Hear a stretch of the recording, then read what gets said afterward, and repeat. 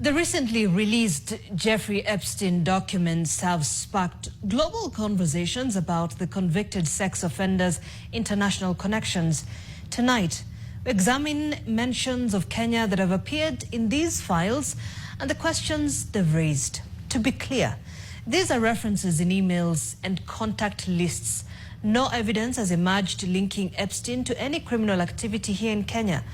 But the mentions have drawn attention to Kenya's ongoing struggles with child exploitation and whether Epstein's network extended to East Africa, as NTV's senior reporter Catherine Omwando tells us. Among the millions of pages released in the Epstein case files, several references to Kenya have caught attention. The mentions are brief, mostly travel plans and casual correspondence, but they've raised questions about the extent of Epstein's international reach. Kenya has long struggled with child sex tourism, particularly along its coastal regions. According to UNICEF, areas like Malindi, Mombasa, and Kilifi have been identified as hotspots where foreign tourists exploit vulnerable children. The country has strengthened laws in recent years, however, enforcement remains a challenge. It's against this backdrop that the Epstein documents have generated speculation. In December 2009, New York publicist Peggy Siegel emailed about traveling to Kenya with someone named Matty, mentioning planned visits to areas like Masai Mara. In the same email, Siegel made a joke about bringing back a baby or two. An apparent reference to Madonna's high-profile adoptions from Malawi around that time, the language, while seemingly playful, has drawn criticism given the later convictions in Epstein's case. It's important to note that 5 years after that email in 2014, under then-President Uhuru Kenyatta's administration, Kenya banned international adoptions entirely.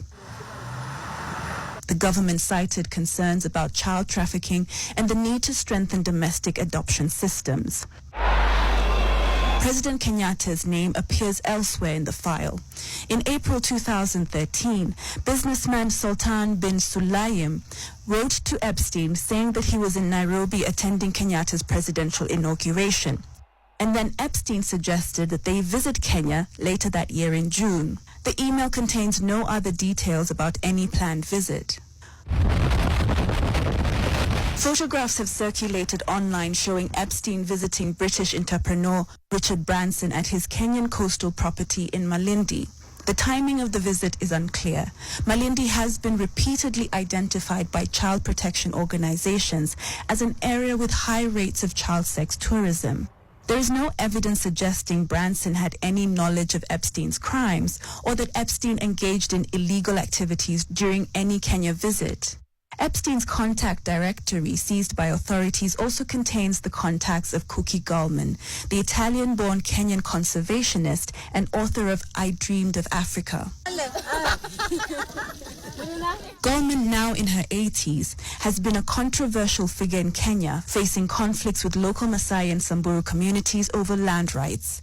She was shot and injured during clashes in 2017. There's no indication of the nature of any relationship with Epstein or whether she even knew him personally. Several of the emails reference visits to rural areas and Maasai communities. Some contain language that seems to characterize African communities in ways that suggest an exploitative mindset.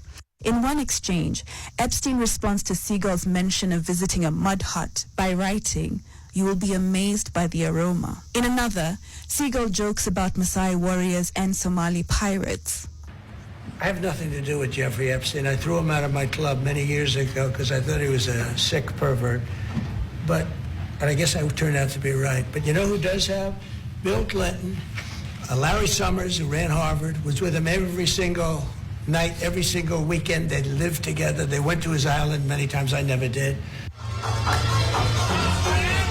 What we have are fragments, emails about travel, a name in a contact book, photographs of visits. What we don't have is evidence of criminal activity in Kenya.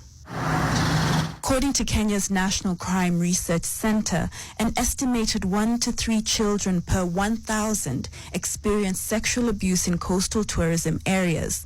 The government has established specialized police units and are working with international organizations to combat child sex tourism. Catherine Omwando, NTV.